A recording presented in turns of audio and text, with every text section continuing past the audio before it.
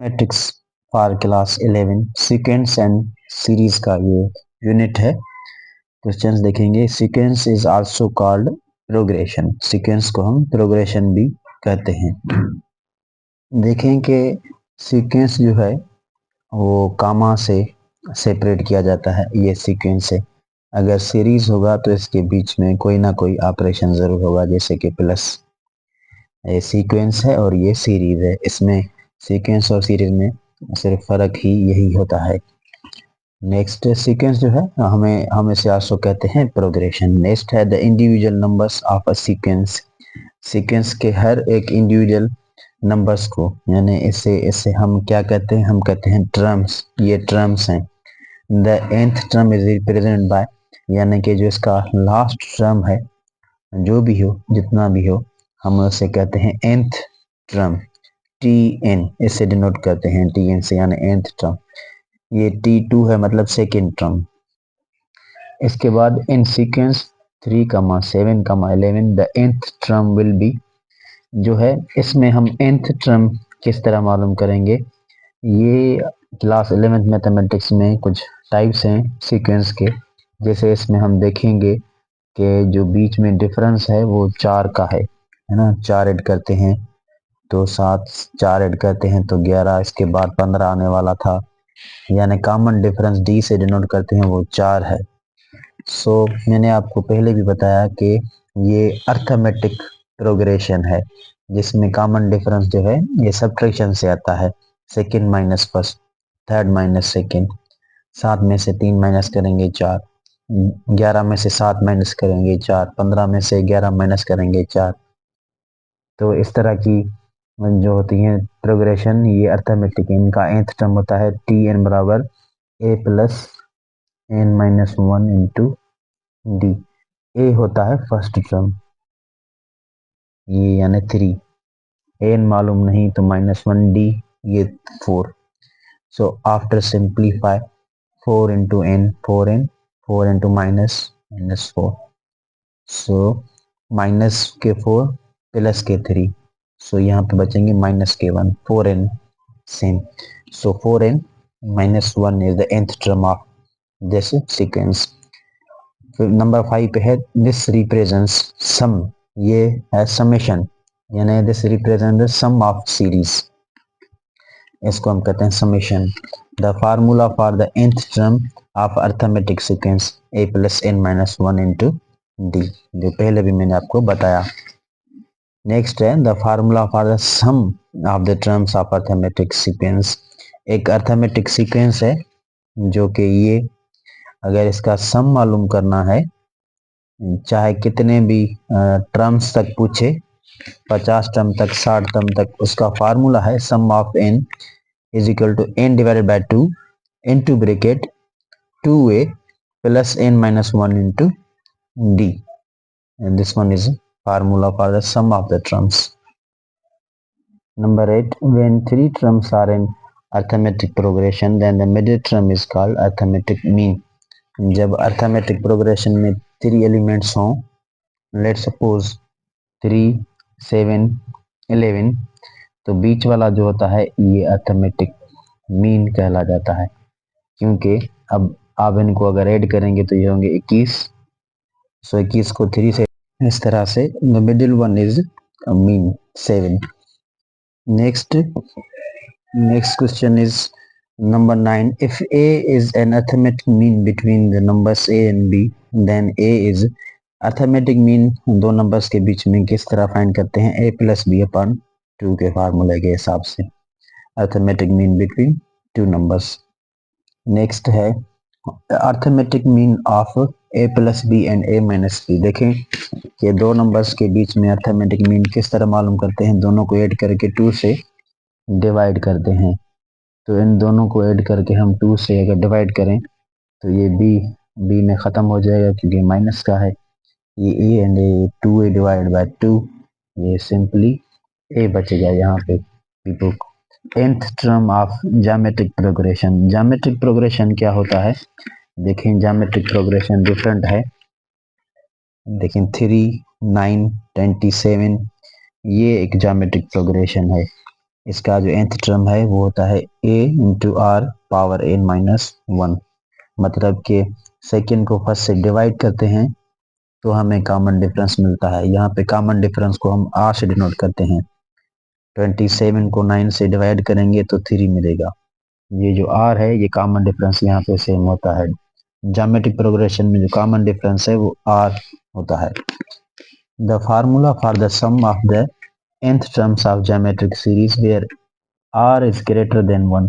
यहाँ पे जो ज्योमेट्रिक प्रोग्रेशन का जो सम है, जो सीरीज का सम है, इसमें दो कंडीशंस हैं। अगर r ग्रेटर देन 1 हो जाए और r लेस देन 1 हो जाए, अलग अलग फार्मूला है। लेट सपोज अगर r जो है ग्रेटर देन 1 हो जाए तो फार्मूला ये है a into r power n minus 1 divided by r minus 1। अगर let suppose r less than 1 हो जाता तो S n is equal to a into 1 minus r power n divided by 1 minus r. ये formula इस्तेमाल होता अगर r जो है इसकी डेफिनेशन, इसकी वैल्यू लेस देन 1 होती। ग्रेटर देन 1 में ये वाला फार्मूला। नेक्स्ट है geometric mean between root of 2 and 1 upon 2। अब ज्योमेट्रिक मीन टू वैल्यूज में किस तरह से मालूम करते हैं?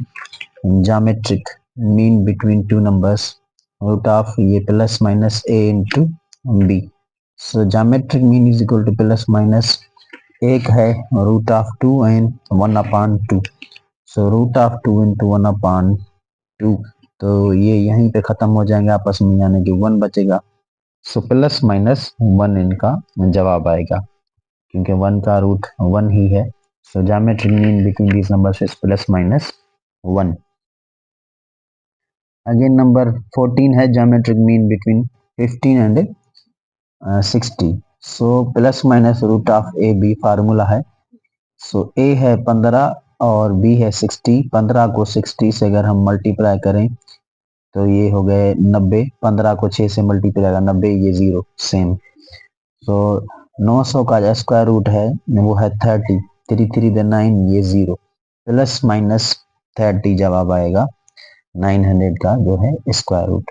The formula for the sum of infinite geometric series. जब इनफाइनाइट ज्योमेट्रिक सीरीज की बात आ जाए तो फार्मूला है S n is equal to a upon 1 minus r. A first term है, आर जो है कॉमन डिफरेंस है। Sum of the infinite geometric series, यहाँ पे देखें इस फार्मूला के लिहाज से हम इसकी ये वैल्यू फाइंड करेंगे। इनफाइनाइट ज्योमेट्रिक सीरीज का फार्मूला है a अपॉन 1 माइनस आर और ये सीरीज गिवन है। आर किस तरह मालूम करते हैं? सेकेंड को फर्स्ट से डिवाइड करते हैं, या इसको इससे डिवाइड करें सेम आएगा।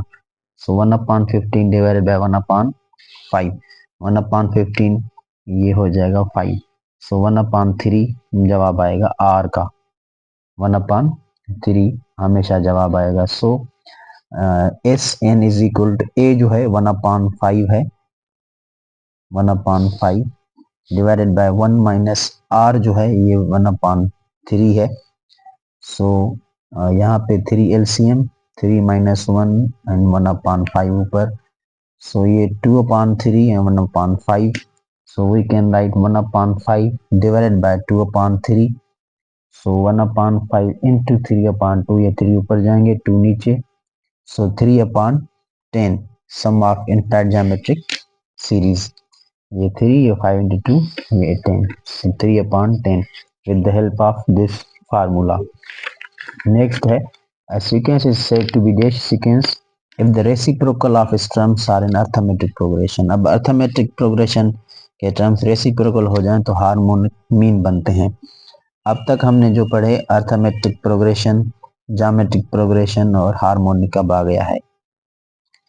नेक्स्ट है if h is in the harmonic mean between a and b, the harmonic mean will be, ये अब harmonic mean का फार्मूला है। harmonic mean between two numbers 2ab upon a plus b। the harmonic mean of 1 upon 3 and 2 upon 5।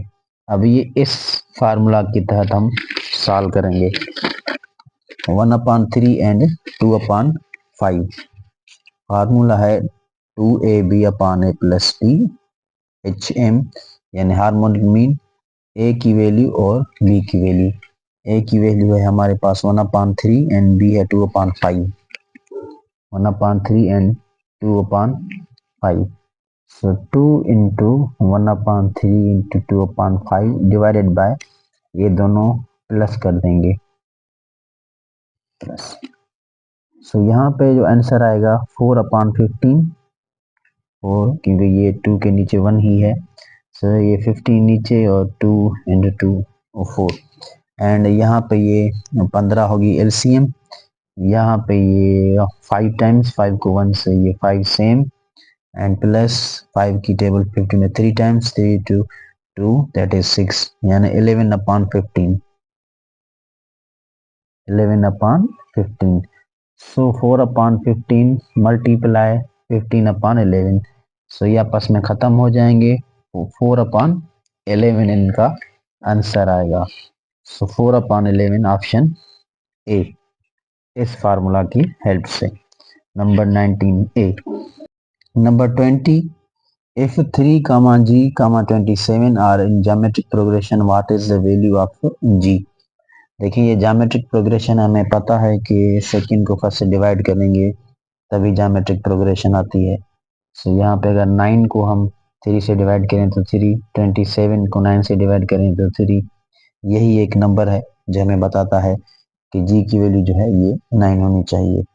The sum of the arithmetic progression to the 20 terms, अब ये जो है ये सम पूछ रहा है हमसे 20 और 40 टर्म्स तक, 40। ये देखें ये है फार्मूला, ये फार्मूला था अर्थमेटिक सीक्वेंस के सम के लिए। सो इस फार्मूला के मुताबिक हम ये प्रॉब्लम सॉल्व करेंगे।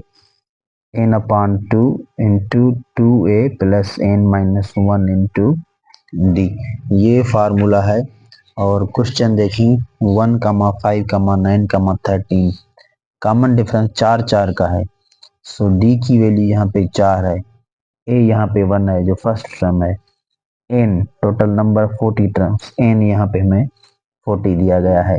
सो S 40 is equal to n upon, यानी 40/2, 2 इंटू ए, 2 को 1 से मल्टीप्लाई, ये सेम ही 2 आएगा, n-1 यानी 40-1, डी इज 4।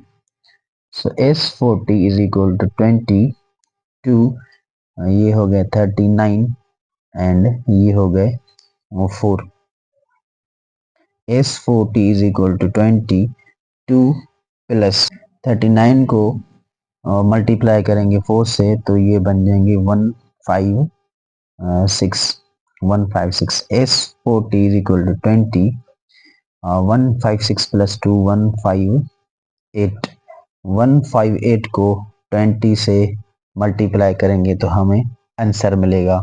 158 का अगर डबल करें तो ये बनेंगे 316 और ये 0 एक्स्ट्रा, यानी 3160 और 3160 correct answer. So option A. Next है इफ टी एन यानी nth term is 2n-3, first 4 terms find करें। देखें ये प्रॉब्लम भी बहुत आसान है, nth टर्म हमें मिला हुआ है 2n-3।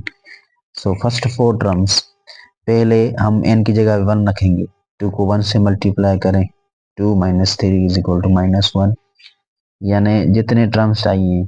सेकेंड टर्म तो 2 पुट करें, यहाँ पे 2 2 to the 4, 4 - 3 that is 1। Third term के लिए 3 पुट करें, सो 3 into 2 6, 6 - 3 3, t4 तो 4 पुट करें, 4 to the 8, 8 - 3 दैट इज 5, यानी -1 1 3 एंड 5। सो ये सेम आंसर है ऑप्शन ए। जितने भी टर्म पूछे इस तरह वैल्यूज आप पुट करते जाएं। The sum of first n natural numbers, ये फार्मूला है sum of n natural numbers का, यानी जितने तक भी आप मालूम करना चाहें यही फार्मूला लगेगा।